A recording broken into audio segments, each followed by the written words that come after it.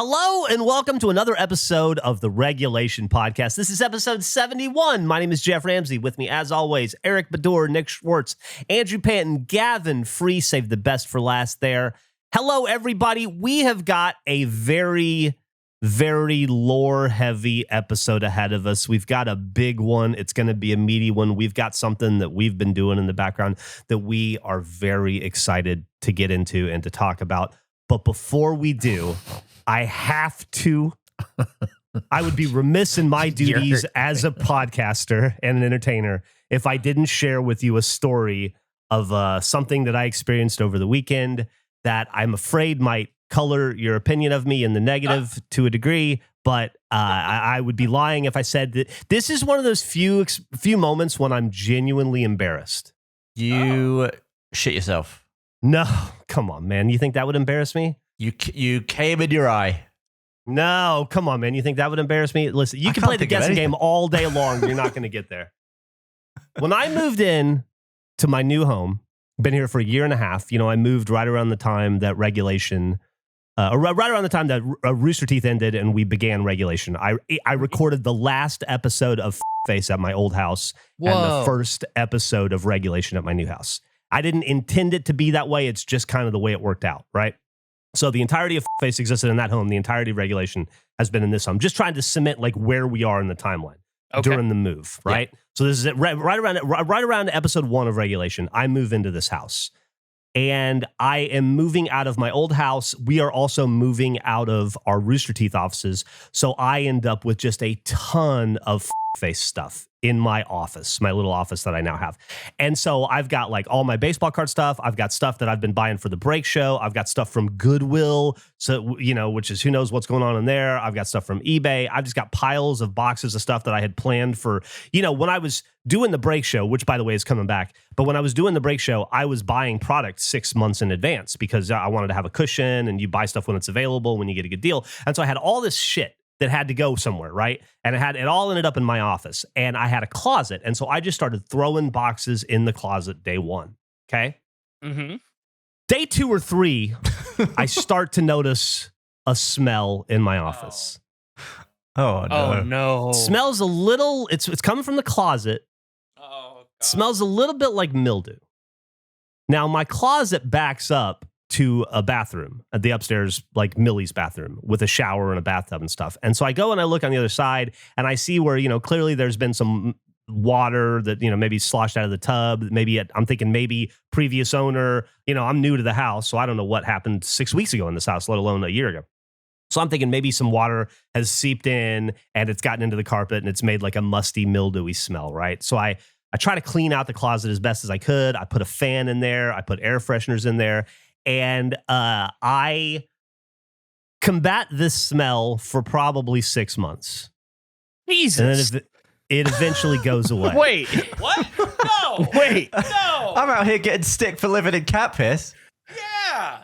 Listen, it's not a strong smell, and I only smell it when I open the closet. If I open the doors, I get hit with the musty smell, and I'm like, I think it's probably like, maybe it's some old cards I got from Goodwill that were mildewy or something. I don't know, that I just never opened that box. I don't know what it is, but it's not a strong smell after a little while, and I never open that closet because it's just face stuff that I don't use anymore, right? It's just old shit that's going to be turned into the break show down the road at some point. So I just shut the closet and I don't think about it. And every once in a while I have to open it to get something out. And every once in a while I get a whiff of the smell. And I'm like, oh, fuck, that's still around. Or I'll be like, oh, it's barely noticeable anymore. Whatever.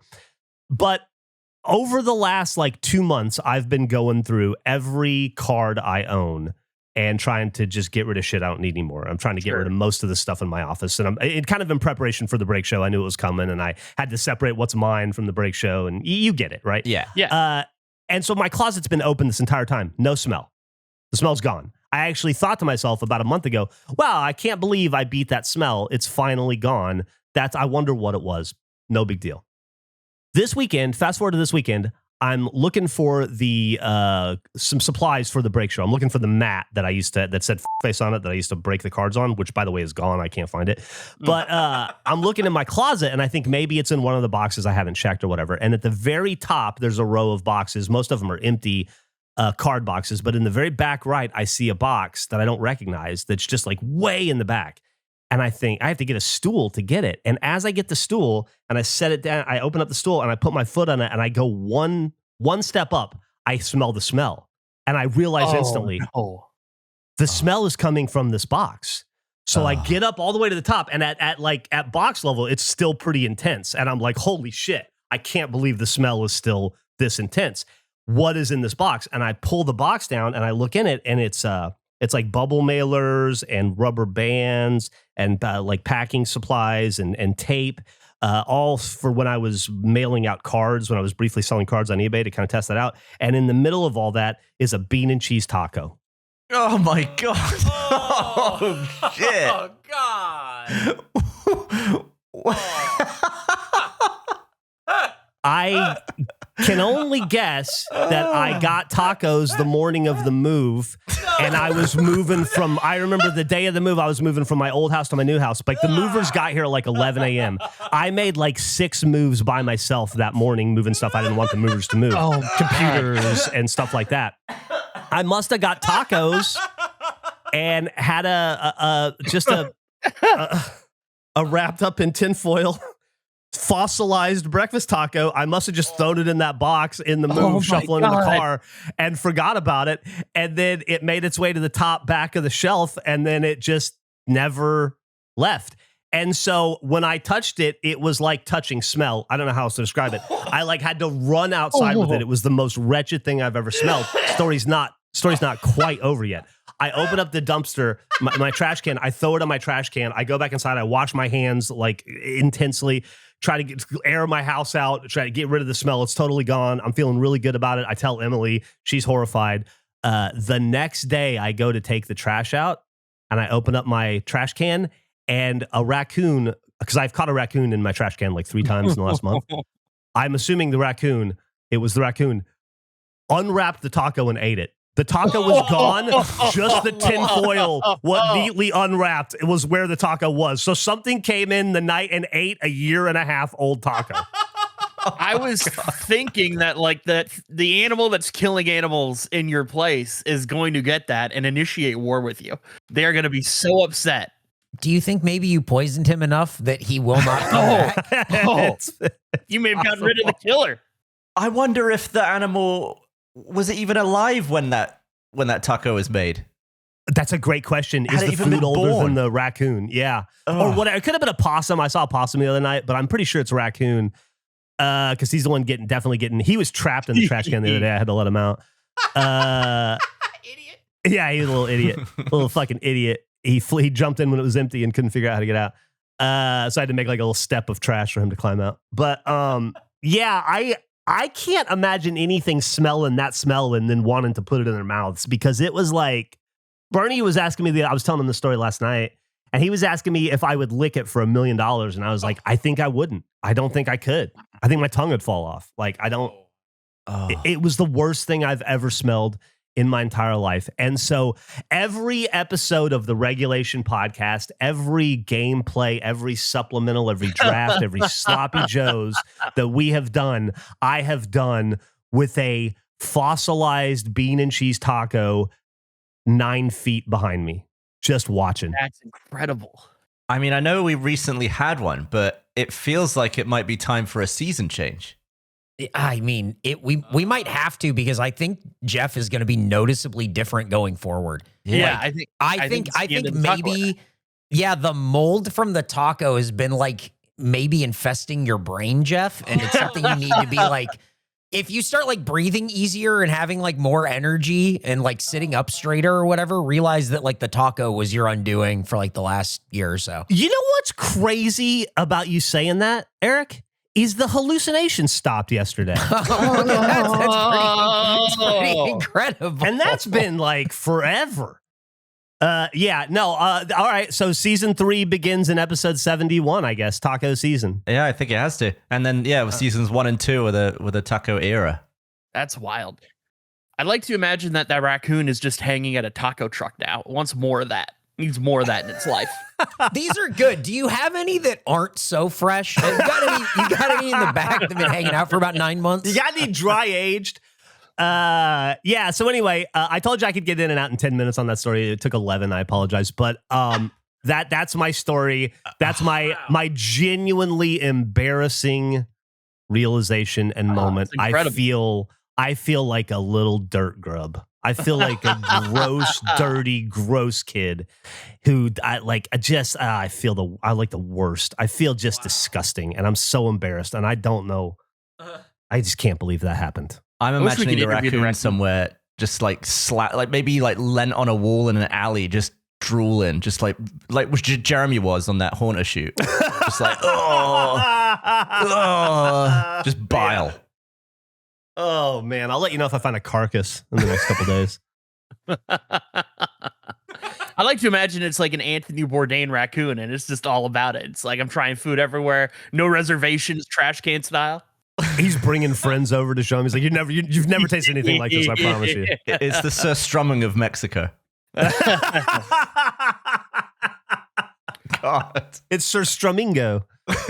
Oh man. So we need to get into. You guys took a trip that I've been eagerly waiting to hear about. We took a secret surprise trip. A secret surprise trip to the center of our universe. How did it go? You guys drove there. What was that like? So here's what we did last week.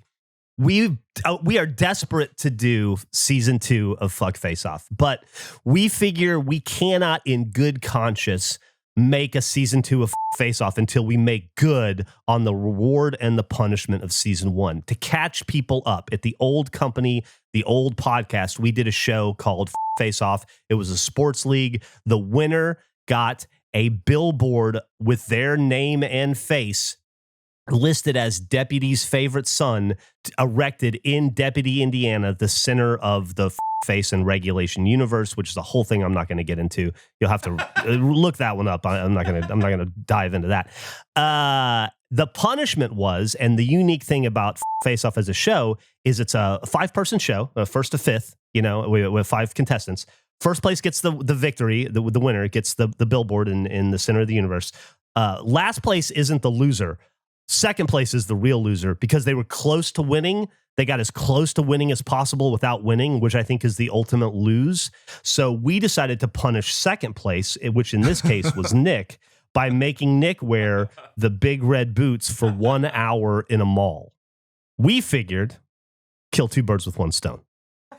We rented a car, rented a big ass like a Suburban, I think, like a Chevy Suburban, like a Chevy Silverado, something like that. Something like that, yeah. Big ass car.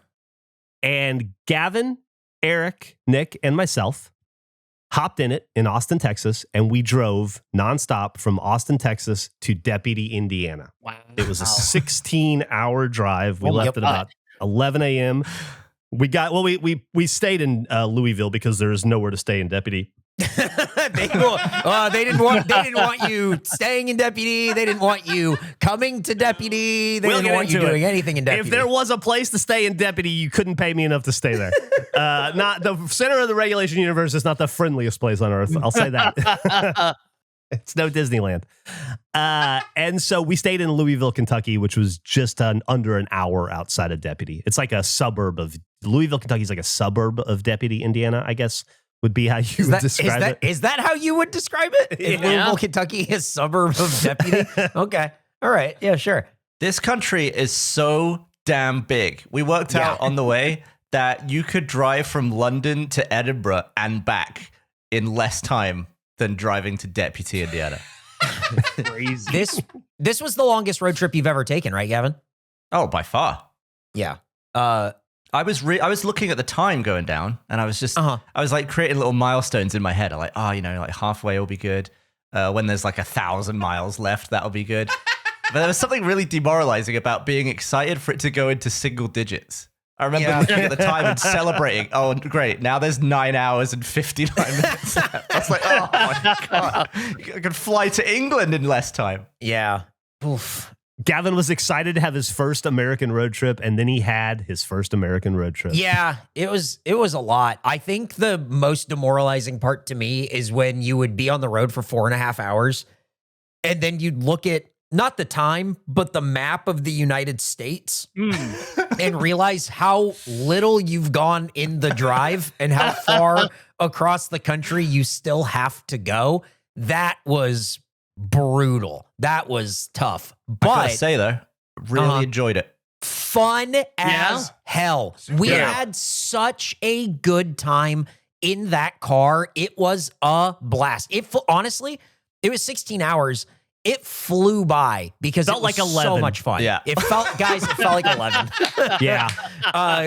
It was really cool, like just road trip style stopping and finding all kinds of cool like things to do and snacks to eat, like these chorizo and chipotle Fritos that were the worst tasting thing we've ever had. But then they taste so good that you can't stop eating them, because if you stop, you get the initial taste again, then that's bad. It's like the bell curve of food. It's horrific on the way in, and then it evens out, and you're like, oh, this is actually quite nice. And then the aftertaste is foul, so you have to keep eating them.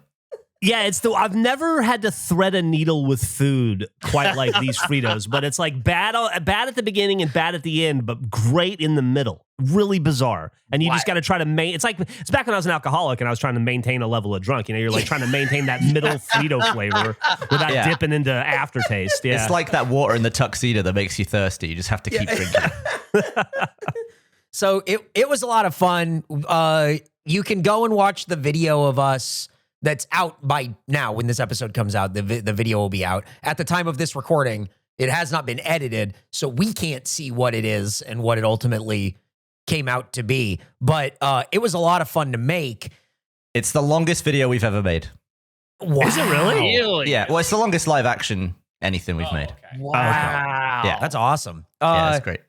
So ultimately, there were two things that we did on this trip. And the first was go to Deputy and erect the billboard, then put the sign up. Should I post a picture? Yeah, Please. You can do that. Look at these. Look at these. Here's the deal. So we created the reward, which is to have your face on a billboard in Deputy, Indiana, before we bothered to check if Deputy, Indiana is a big enough place to have billboards.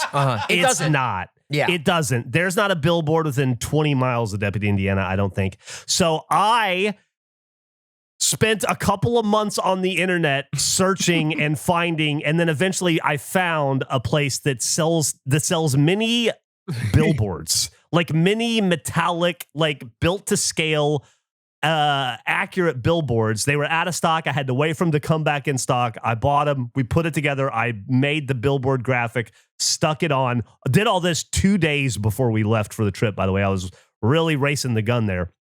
And that's what you're seeing in the image there. That's the billboard.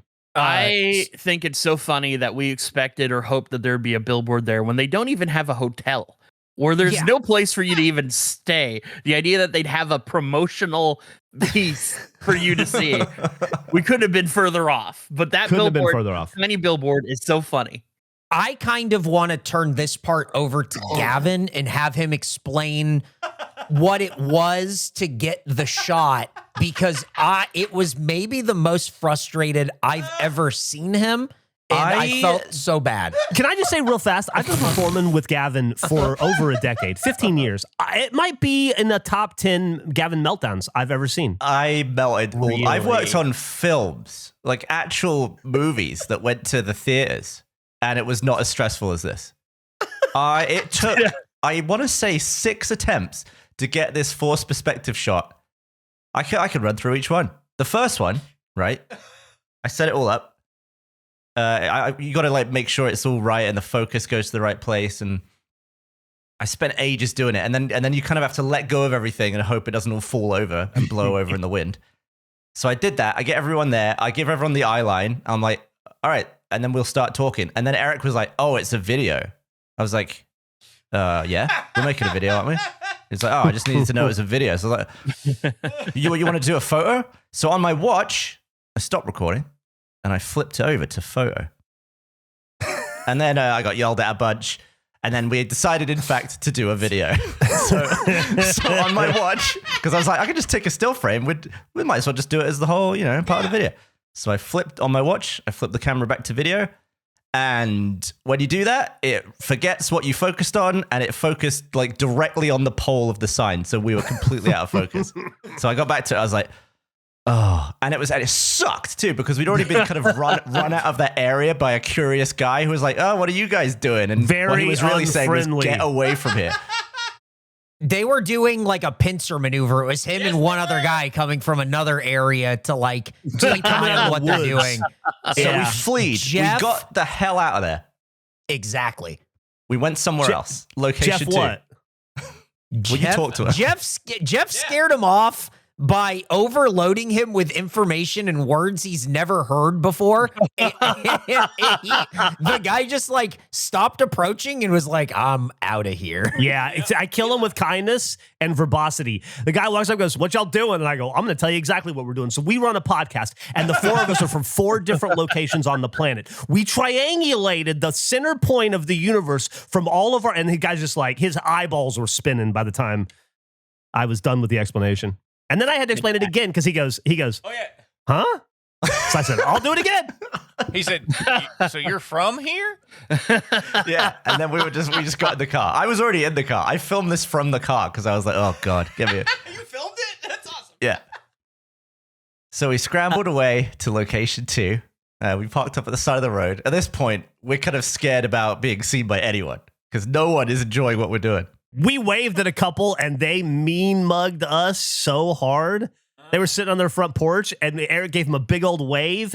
And I've never seen somebody flip the bird without actually flipping the bird that hard. Yeah, their face flipped us off. And we weren't doing anything. We were, what it was 4 guys stood in the field or on the edge of the road, basically, and 1 guy lying down, fumbling over a camera. Oh. Attempt 2, right? Put it down, get it all set up. Halfway through doing the little bit of video, wind blows it over, blows the camera over. Go back to it. I set it up again. By this point, Eric is losing it. Like every time we have to stop, Eric is just like staring at Geoff or like staring at the car or like storming away. And I'm feeling even more stressed because I just like anytime we're doing something that isn't scripted, which is most stuff.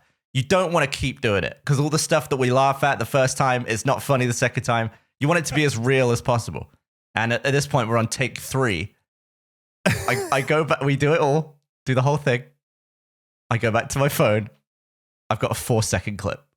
I realized afterwards, someone phoned me 4 seconds into the recording and ended the video. And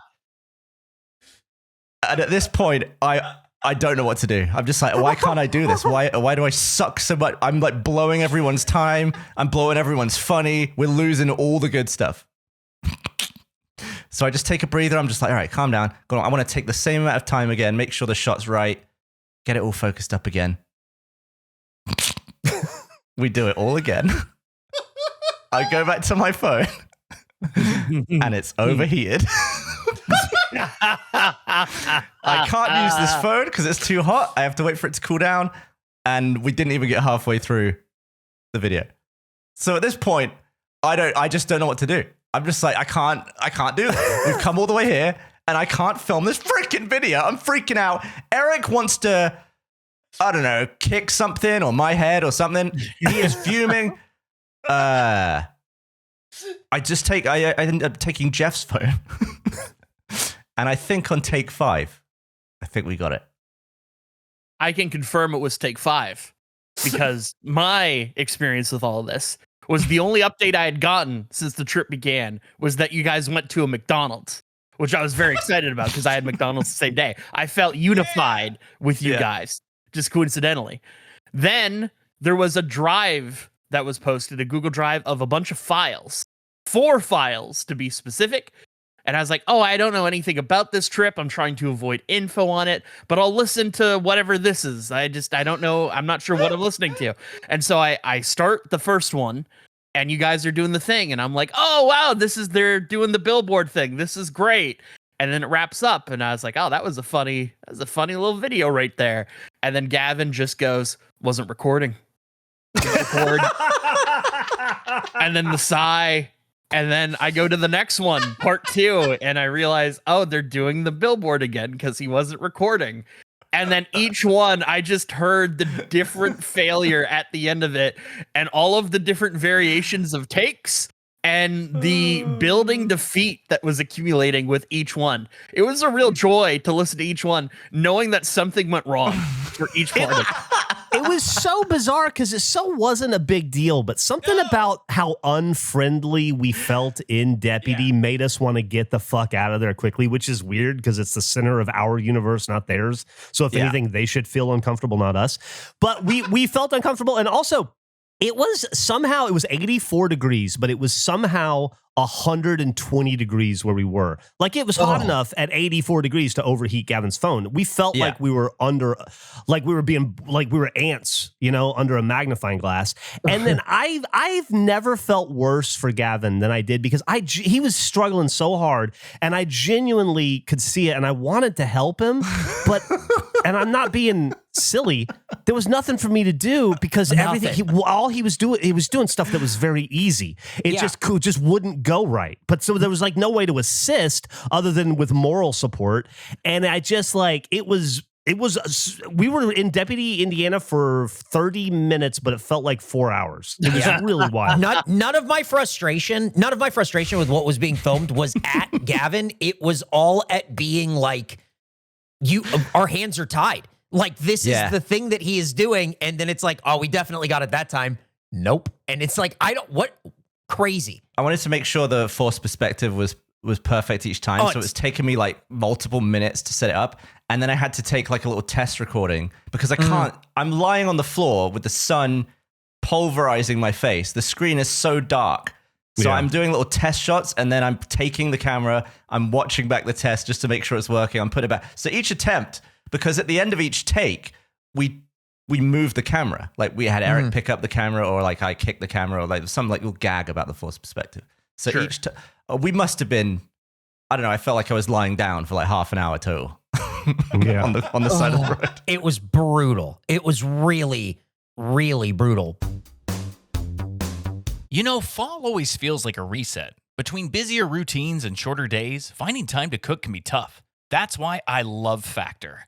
Their chef prep, dietitian approved meals make it easy to stay on track and enjoy something comforting and delicious, no matter how hectic the season gets. To stay ahead of things, I've been going for the Calorie Smart weekly menu. Just had some 4-cheese tortellini and Italian sausage pizzeola with sauteed kale and garlicky green beans on the side. I am eating right.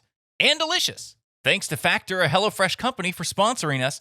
Head over to factormeals.com/regulation50off and use code regulation50off to get 50% off your first box, plus free breakfast for 1 year.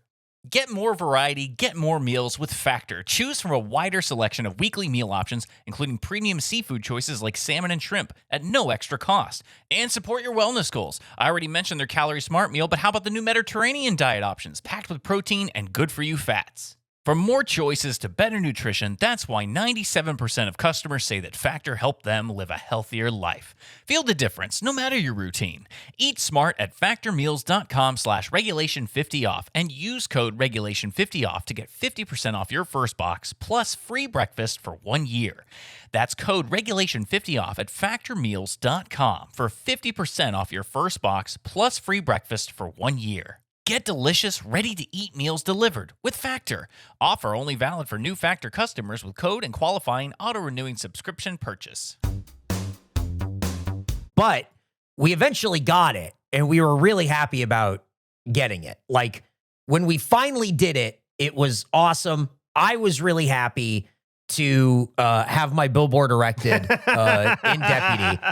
And it was really cool. Because when you watch the video, you'll see it's really fantastic. And then to celebrate, we also signed the official Face-Off Season 1 baseball. And I know that this is something that Geoff kind of wanted to talk about because we hit the baseball right under this sign that says Deputy Indiana. So what a really funny thing, we decided we wanted to leave a souvenir, right? A little Easter egg in the form of an autographed baseball So for anybody that may come along and find it, so we all autographed it, wrote like, congratulations, Eric, season 1, face-off winner, whatever. We wrapped it back up in the plastic that it comes in, and we stuck it at the base of this deputy sign, just in case somebody comes by over the next year, whenever, and finds it, and it happens to be a regulation listener. What a neat little surprise for them, right? The thing that I found that was incredibly funny is that on the subreddit, the regulation subreddit today, is a thread from this guy who goes to deputy with his golden Gerpler to take a photo in front of the deputy sign. However, he took a photo in front of the other deputy sign. Oh, there are two signs.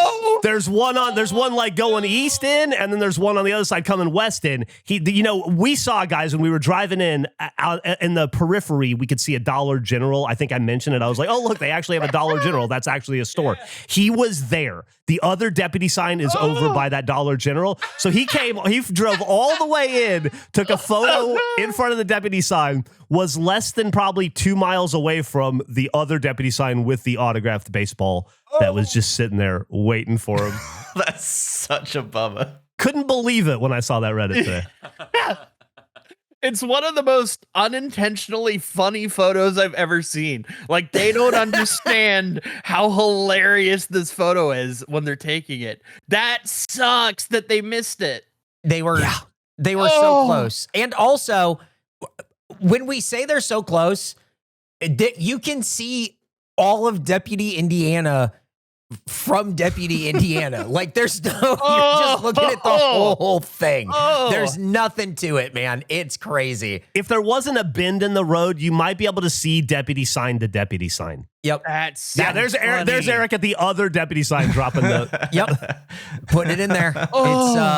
It's such a dude. We hit it right there. So I guess if you're listening to this and you're near deputy, see if it's there. Go get it, unless it got mowed. That's what I love about this is we have now created a rat race like scenario for people that naturally live around deputy. Yeah. And this poor guy may be 8 hours late into listening to this and realizing what had occurred. Yeah. Yeah. If you do get it, make sure to post it in the subreddit or something. Please. So you gotta let us know. You gotta let us know. So people don't go forever. It wasn't all about. Also, on the way out of deputy, we stopped at a baseball card shop, and Geoff had to buy baseball cards. Cool. It wasn't just about putting a billboard up for me, because it was also a punishment that was sprung on Nick because he had no idea that we were going to do it while we were in deputy. Yeah. What? So one of the big challenges on the road trip was that I had to bring the comically large, giant red rubber boots with me and not have Nick see it. So I have a giant suitcase for an overnight trip while everybody else just has a backpack. And I'm like, I just travel heavy. I don't know what to say. I feel like a fucking asshole the entire time wheeling my suitcase around while everybody else essentially has like a McDonald's bag with underwear in it as their luggage. So we had it hidden in the back of the Suburban, and we drive now back to Louisville, but Eric creates this scenario where we can't drive straight into Louisville because of traffic for an international food festival that they're having. And so we have to skirt the city and go around, which just happens to take us by the mall. Yeah. When we get close to the mall, I remind everybody that I forgot to bring pants, and I'm scared it's going to be cold at night. And maybe, there's my suitcase. It's just as stupid. And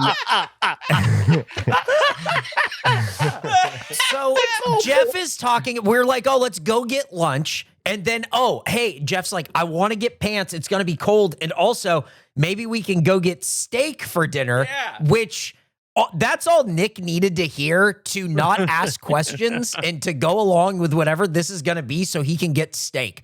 So I take us to a barbecue restaurant. We eat there. And then Jeff's like, there's like a JC Penney right across the street. By the way, good barbecue restaurant. I don't remember what it was called. Mission Barbecue, I think. It was like for a we're Texans, so we have barbecue opinions, and I got to say, it was really good, and I appreciated that it was like a veteran-run, veteran-supported place. It was neat. It was the only meal I had in Louisville that wasn't cold. Yeah, Gavin had. Even Gavin's McDonald's was cold. Yeah, even my Big Mac was cold. Everything arrived cold there. So we were across the street from JCPenney, and Jeff's like, I just want to run and get pants so we can do steak, and Nick's all in. And so we go across the street, and then I'm like, oh, look at Dillard's. And then Nick's like, yeah. Oh, this looks like a mall. Oh, but too bad you guys didn't bring the red boots. And then we went, well, Nick, get a load of this. Because while we were inside the barbecue restaurant, Geoff ran out to the car, took them out of the bag, put them in the front seat with me, and then I pulled them up and revealed them for Nick, who got to wear the red boots at the mall. Nick, you look so good. Yeah, I felt great.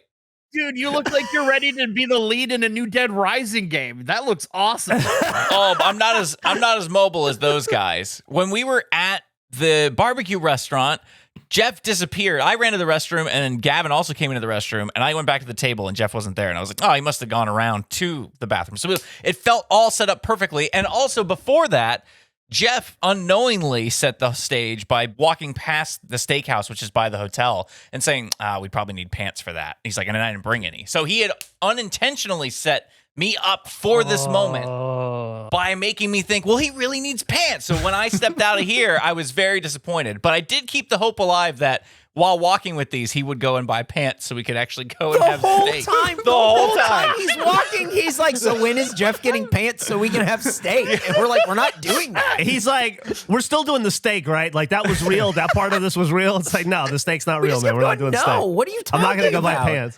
He's like, but I really wanted the steak. I really wanted the steak. I was also frustrated because we had just eaten.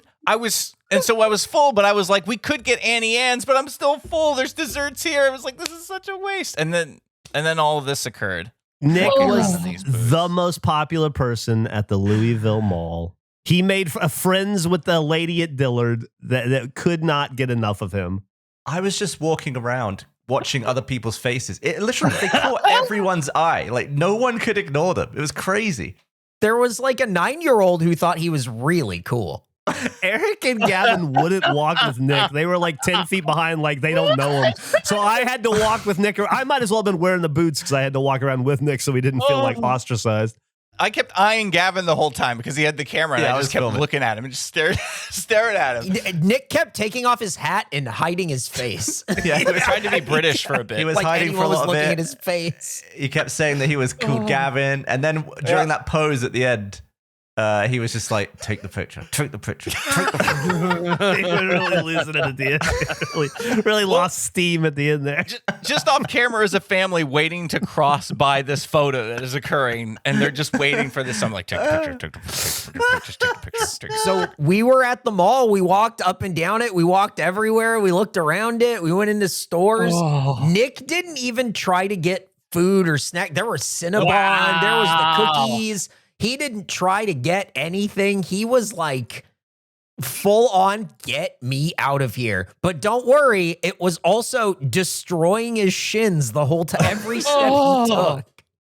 He was bleeding by the end of it. No! Yeah, I got a couple scabs, but they're healing up now. Oh, I'm so sorry, Nick. That's all right. It was worth it. It was worth it.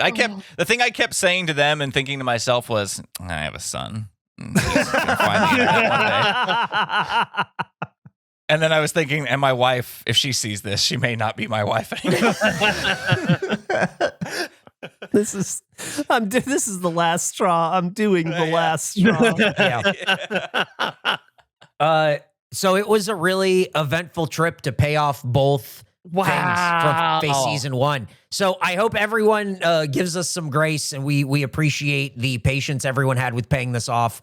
Over the last year, we had a lot of other things that were a slightly higher priority, like starting this show and other shows and continuing the show and paying our bills. Yeah, getting health insurance. It was funny. We were doing that stream with the Falcons because once a month we have like a Falcon tier exclusive event on Patreon. So we were just on Discord, and they were helping us fill the bit barrel. And so many suggestions were like, go and do the red boots, go and put up the billboard. And we'd just come back, I think. So we were just like, well, stay tuned. It was a lot of fun. Louisville is a a bit. It's like 600,000 people, I think. And yeah, 680,000. yeah, it's like it's big and small at the same time. There was like no one really out and about, but then there was like this food festival next to the hotel that was pretty cool. And I don't know, there was like stuff and we kind of hopped around or whatever. One of my favorite parts was going to the Fudgery and trying to get fudge. The Fudgery closed. This guy, I don't know who this guy is, but all of their advertising is this guy. Man, I'm a big Fudgery guy now. Really like it. Nick says Fudgery like a slur. It's kind of weird. That was weird. Yeah. Oh, also speaking of Nick, I'm looking at my notes. Nick wanted to join the SS. I don't know if you guys remember that. That was a big deal. Oh, you talking about the Squeegee Squad? Squeegee Squad. Yeah. Not the other thing. Yeah, the Squeegee Squad. There was a business we saw, Andrew, called the Squeegee Squad. Those window cleaners. The skyscrapers. Yeah. Oh, man. It was a really good time. And then we flew home like the next day and it was good. It was a great little turnaround trip that to me, we learned like, oh, we can do this kind of thing. Like we can go and do like these fun trips that are really different and kind of like out of nowhere and like make something out of it. It was a lot of fun. So there was also another first on this trip. I don't know if you remember, Eric. What was that? But Eric, he overslept. Oh my God, I forgot about this. I totally forgot about this. He was late. So we had a whole thing where it's like, okay, we're going to meet. Was it meet in the car at 8 downstairs? Yeah, to go home. Okay. So I set an alarm and the alarm, this was to fly back on Saturday. So I set my alarm and I set it to weekdays only. So I woke up to a text from Geoff at 8:06 that just said, I'm in the car. And I went, what? And then I've never packed and gotten out of a room faster than that. I've never done that before. I've never overslept like that. I've never had to like run down and get in the car. I felt so bad. It sucked so much. It was ridiculous. I couldn't believe it. I've never had that happen before. Also, moving around that hotel was almost impossible. It was comically large. It was across 2 streets, so you had to take like walkways, gangplanks across. Yeah. And it was the St. Vincent de Paul convention, and so we were the youngest people in the hotel by 20 years. Absolutely. And so it was just wall-to-wall wigs and gray hair, and it just everybody shuffling. It was so hard to get anywhere. I was coming. I had to run up to get Eric because we didn't see a response yet from him. So I booked it across the lobby, like that whole area, because there's this walkway in between.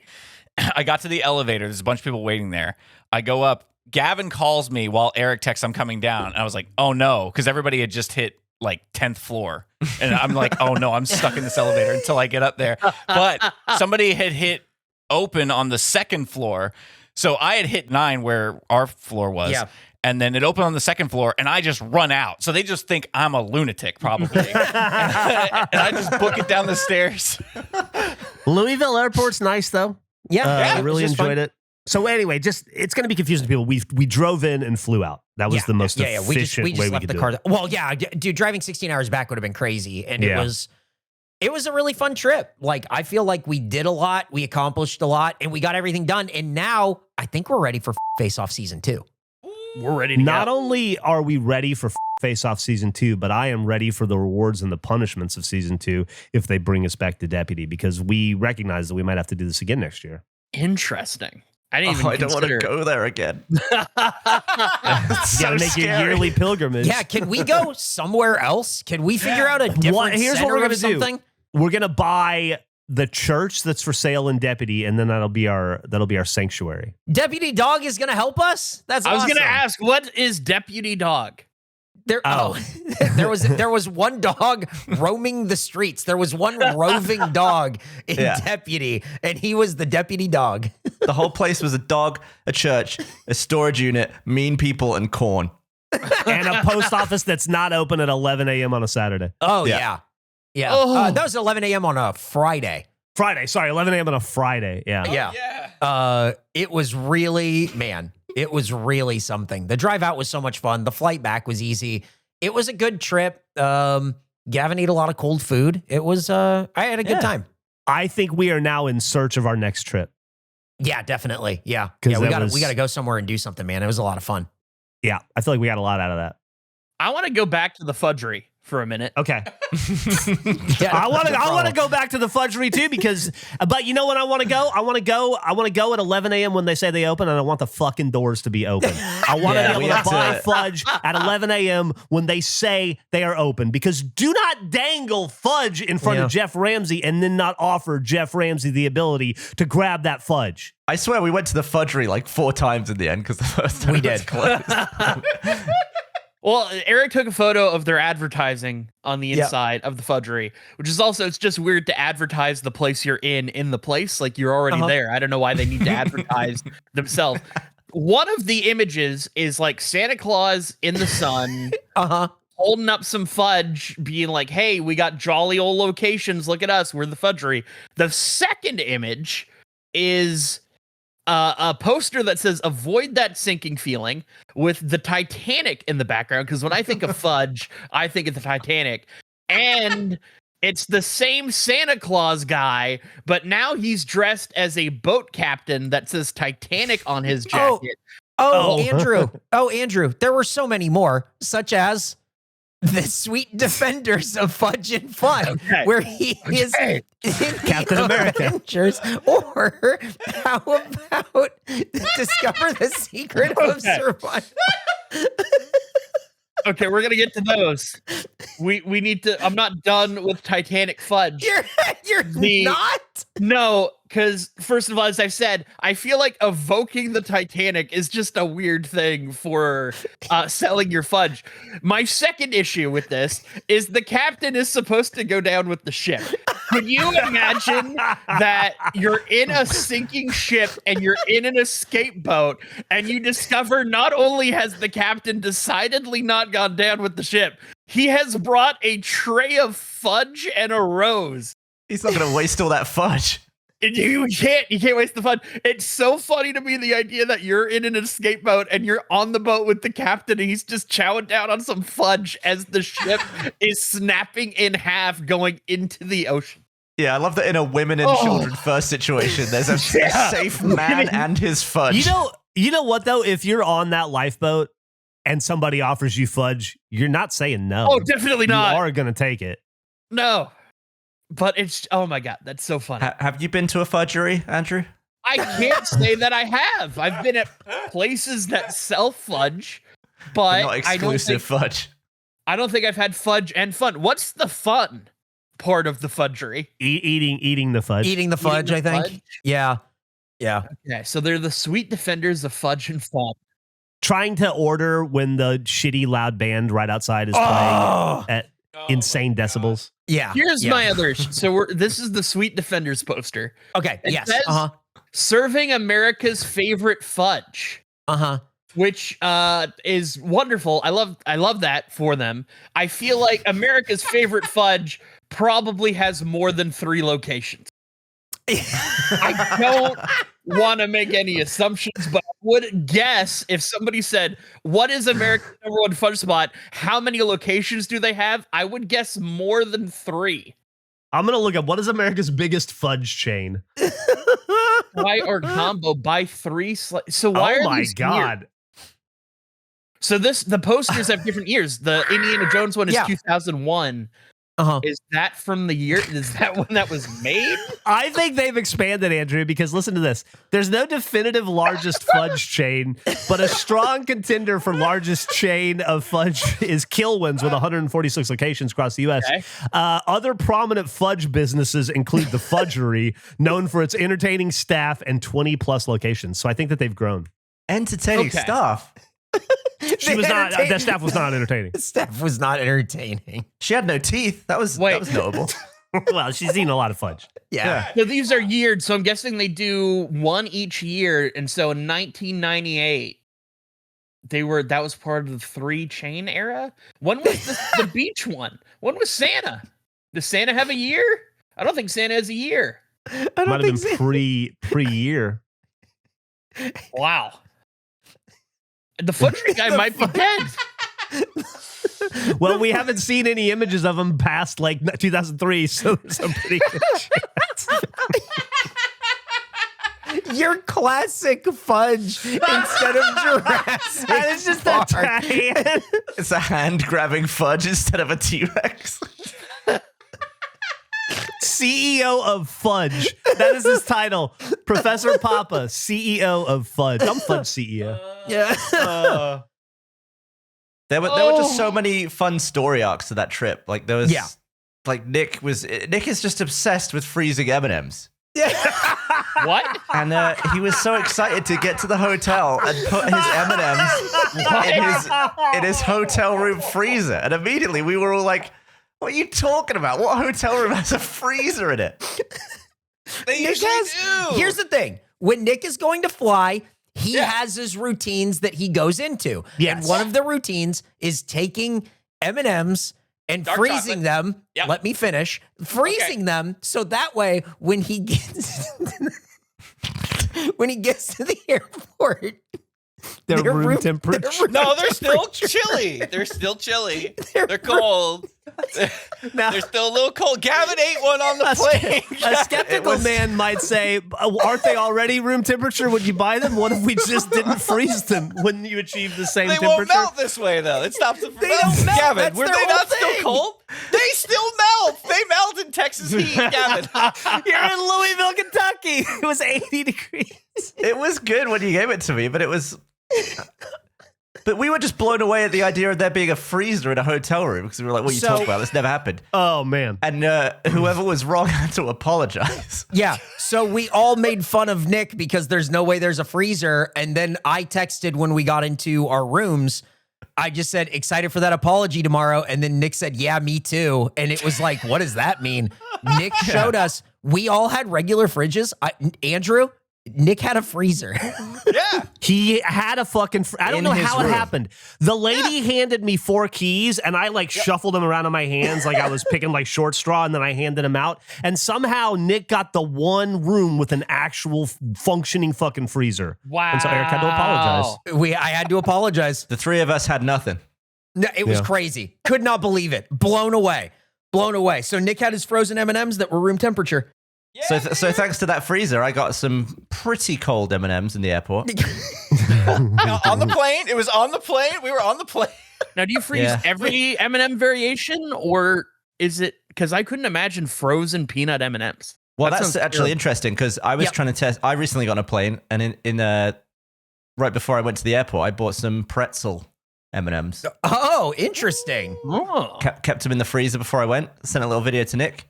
When I got to the airport, they just kind of cold pretzels. They were horrible too. I don't know if the coldness ruined them or they just suck and it's a bad idea for M&Ms. But Yeah, the pretzel M&Ms aren't great. yeah, I just chucked half the bag because they were minging. Oh, man. Nick said that he doesn't get the peanut M&Ms on a plane because somebody might have a peanut allergy, and that's never occurred to me once in my life ever. Yeah, I think that's so great. Yeah, I think that's fantastic. I just never thought about it. Really kind of Nick. They usually announce if someone has an allergy. Yeah. Gavin mentioned that. So maybe what I'll do from now on is stock up on one regular and one peanut. But wouldn't you only know that once you're in? I guess you're going to prepare for it. Fair enough. Yeah, bring both. Freeze them You're fucking both. crazy. If I freeze them both. You're fucking crazy. I still have the second bag from Louisville. To me, they were only like mildly cold though. It makes no sense to keep them frozen all night and then not keep them in some kind of cooler. But they don't melt. Andrew, I don't think I can overstate how in 3 days how much of the conversation was these M&Ms. It was probably 40% of the total conversation we had on the trip. Well, I was bummed because I left them. Oh yeah, it was Andrew. a whole. I bought them specifically no. here, and I left my travel M&Ms. So I was like, well, I'll have to buy them while we're there, but I'll have to find a convenience store when we're there and then freeze them. We had to get Nick to a CVS. It was a whole thing. Yeah. It was great. So wait, you're going to travel with the frozen M&Ms? Yeah. He wants them on the plane. But he wants them cold on the plane because what? it soothes him. But In the car, yeah, they would have been frozen in the car. Yeah. but that's so long. They would not be frozen by the time Yeah. they flew. Yeah, they'd be room temperature, but you could put it back in the freezer. Then why did it matter that they were frozen before you went? So they don't melt in the Texas heat. Okay. Nick, he keeps saying that he'll be back at room temperature when you buy them at room temperature. For Christ's sake. They sell them at room temperature, Nick. Right, but if they start frozen, they'll stay cold a little longer. Maybe by the time we get to the Texas border. I actually feel Texarkana. getting them frozen and then bringing them to room temperature would make them more frozen than if you just never froze them at all. Aren't you creating moisture in that scenario by freezing them and then having them heat up? Maybe a little. They've never run or anything. Oh, runny M&Ms would be terrible. Well, he says that's what he's trying to avoid, as if that happens. Yeah, They do melt. Right. We also melt. decided, I think in the car, that one of the least satisfying things you could possibly do would be to eat a bag of M&Ms like pills. Swallowing candy instead of ever chewing it, you're just swallowing candy is like you get none of the insane. enjoyment and all of the downsides of eating M&Ms. Yeah, it was a fun trip that was really centered around making sure somebody apologizes for something. A lot of apologies. I'm so glad. I can't wait to see the video. It was incredible. It was incredible. I'm excited for you guys to see it because I think people will really like it. Maybe we should put a spoiler warning at the beginning of this episode. Although we've had a lot of Time Machine recently. That's true. I mean, we can time machine for this. Nick blew my ears out with the last Time Machine. Oh, Yeah. Louder. Turn it up. The time machine is loud and unruly. What can you do? I also think that the video coming out a couple days before really helps too. So Sure. Yeah. I'm excited. That was a very the four of us heavy episode. But I do want to check in with Andrew because we're now deep into September, and I want to check in on the status of the chair. Oh, chair's great. Chair's Still holding on. on strong. Yeah, no issues. I think we're gonna make it. Wow. What brand are we sitting on these days? I don't remember. I don't even know. I just generic Amazon brand. Amazon Basics chair kind of. An Amazon type. Yeah, I just got it off Amazon. Nothing fancy. And that one outlived the Herman Miller?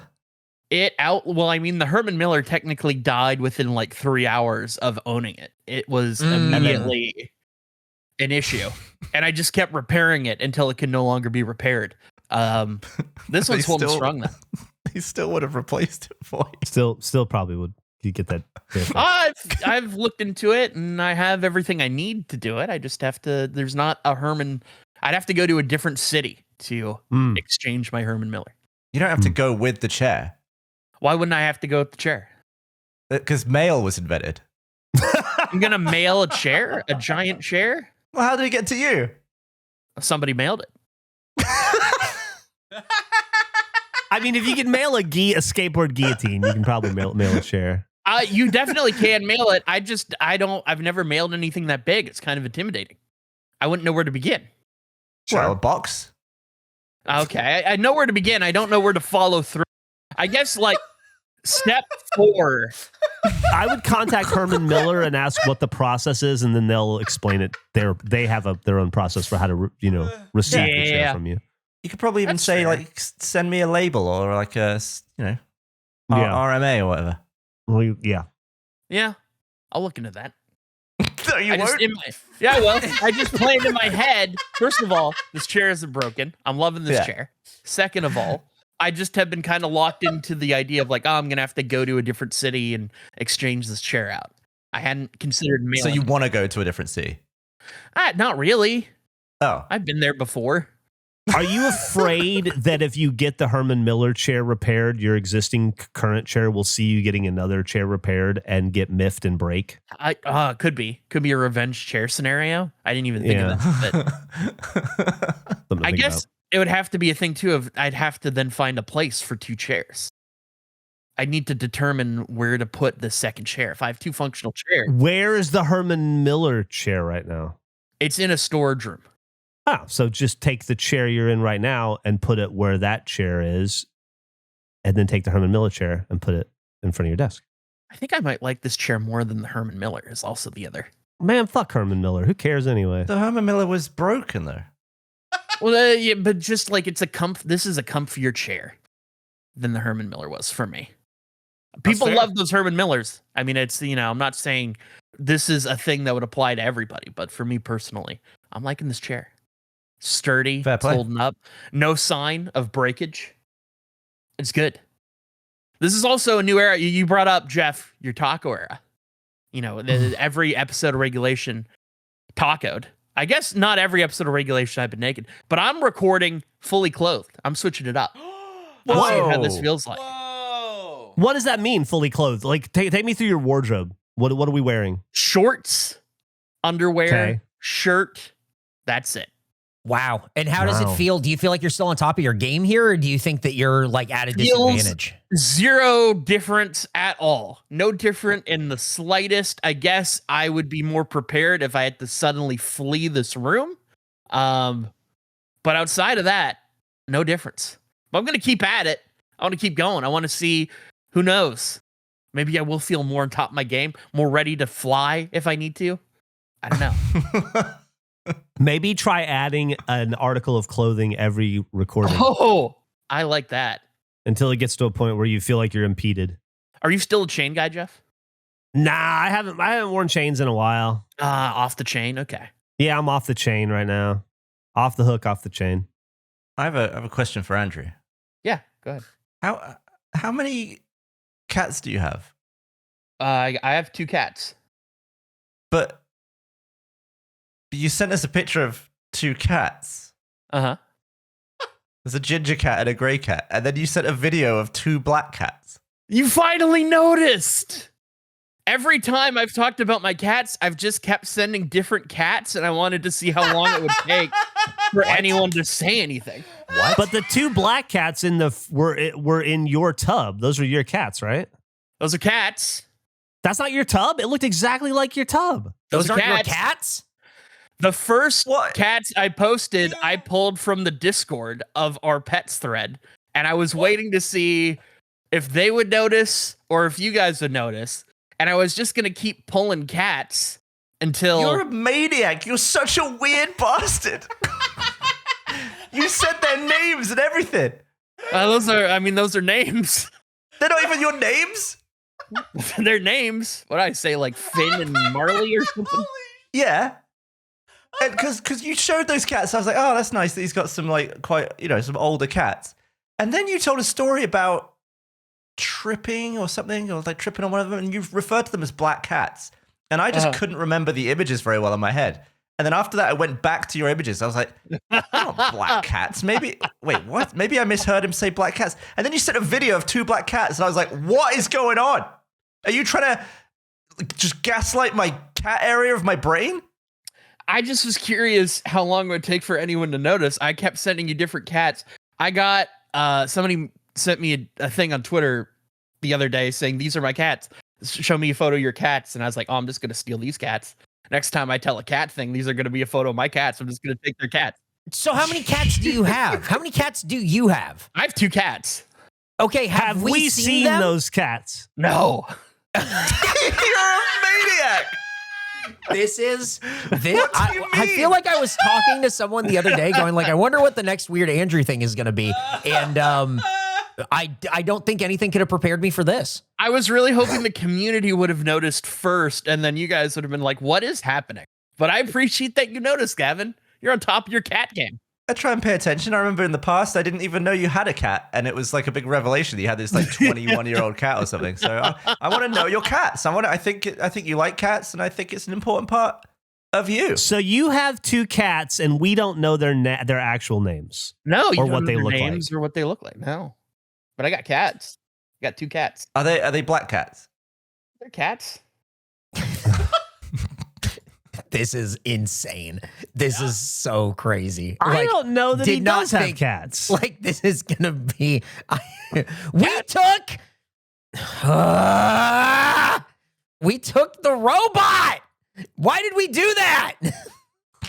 I hate this. I hate it. I'm mad. I'm mad at you. This sucks. You want me to show I could show my real cats if you want me to show my cats. I don't want to. Oh, I don't know. I want you to want to show us. I want you to want to show us the cats. I want to show you guys the cats. They're my I'm not going to believe it.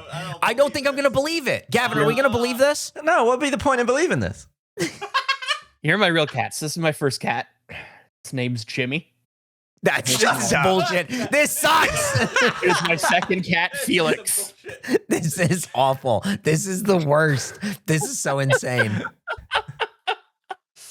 You Motherfucker. schmuck. I got 2 cats. You schmuck. You motherfucker. Oh, well, that's an adorable cat and dog. 2 cats. Somewhere in the community, you were they were listening to the podcast and you were talking about their cats. Yeah, the first one I showed the cats before, I just pulled them from our Discord pets thread. That where must have been people so posted- confusing for that person. But I not was enough hoping. to say anything. Well, they're probably like, I don't want to spoil some sort of a bit, you know? Or maybe they were just listening. Yeah, Didn't maybe watch the they video. only listened. They Yeah, didn't know. maybe. So I was just going to keep doing it every few weeks until. Maybe when they posted the images, they were full of shit too. Maybe they were just cats they found from a different Discord. They just wanted to fit in. I don't even know the names of those animals that I just posted. That's crazy. You. By the way, did you know, Andrew, that you were in deputy? No, I didn't know that. Yeah, we took We you. brought your robot I'm body. so glad. I wish I could have connected to like the Wi-Fi, to like a Wi-Fi thing. Was there? Although I don't imagine Deputy had Wi-Fi. We were going to try and hotspot you, but in the end, I was so stressed and sweaty that I didn't Oh even yeah, I think mean of the it. phones And then, overheating. But it was the furthest thing from our minds at that Yeah. point. The locals were assembling the pitchfork mob, so we had a limited amount of time.